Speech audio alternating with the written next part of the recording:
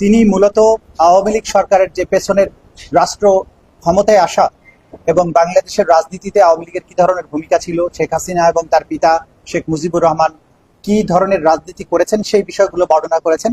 অর্থাৎ একটা এই শাসক গোষ্ঠী তারা কিভাবে ফ্যাসিস্ট হয়ে উঠেছিল একটা গণতান্ত্রিক উপায়ে নির্বাচিত দাবি করে, সেই বিষয়টা তিনি এনেছেন।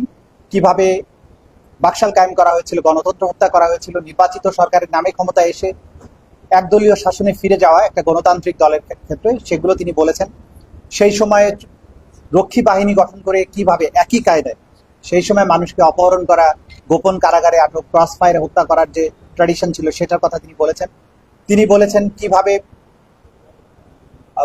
বাকস্বাধীনতা হরণ করা হয়েছিল, সে কথাগুলো তিনি বলেছেন।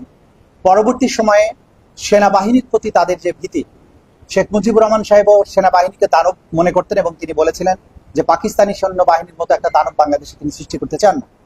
একইভাবে শেখ হাসিনা সরকারও যে সেনাবাহিনীকে কোনো সময় ভালো চোখে দেখেন না, সেই বিষয়গুলো তিনি ঐতিহাসিক দৃষ্টান্তগুলো টেনে এনেছেন। পার্বত্য চট্টগ্রামে সেনাবাহিনীর যে ভূমিকা ছিল সেটার বিরুদ্ধে ভারতকে খেপিয়ে তোলা এবং ভারতের মাধ্যমে সেনাবাহিনীর বিরুদ্ধে কথা বলা, এই কাজগুলো তিনি করেছেন বিভিন্ন সময়। তিনি আরো বলেছেন যে কিভাবে বিচার বিভাগকে তার ইচ্ছা পূরণের হাতিয়ার হিসেবে ব্যবহার করা হয়েছিল, কিভাবে দলীয় বিচারকদেরকে পদোন্নতি দেওয়া হয়েছে, মামলার রায় নিজের পক্ষে নিয়ে এসে পরবর্তী সেই সব বিচারককে পদোন্নতি দেওয়া, প্রধান বিচারপতি বানানো, এই কাজগুলো আওয়ামী লীগ সরকার করেছে। কিভাবে আন্তর্জাতিক অপরাধ ট্রাইব্যুনালকে ব্যবহার করে প্রতিপক্ষকে দমন করার চেষ্টা করা হয়েছে সেগুলো তিনি বলেছেন। এবং সকল কিছুর উপরে নিয়ন্ত্রণ প্রতিষ্ঠার পরে শেখ হাসিনা যখন বুঝতে পেরেছেন যে তিনি ইচ্ছা করলেই বাংলাদেশের নির্বাচন ব্যবস্থাকে কুক্ষিগত করতে পারেন, একদলীয় নির্বাচন করতে পারেন, তখন তিনি পরপর 3টি সাধারণ নির্বাচনকে ইচ্ছে মতো সাজিয়ে নিয়ে তিনি 3বার নির্বাচিত হয়েছেন বলে ঘোষণা করে বাংলাদেশের ক্ষমতার মসনদ তিনি দখল করে বসেছিলেন।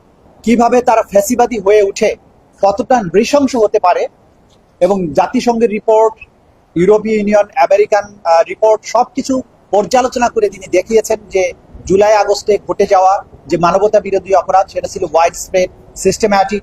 শেখ হাসিনার কমান্ডে এটা হয়েছিল, একটা কমান্ড স্ট্রাকচার ফলো করে এটা হয়েছিল, পুরোটাই ছিল সুসংগঠিত।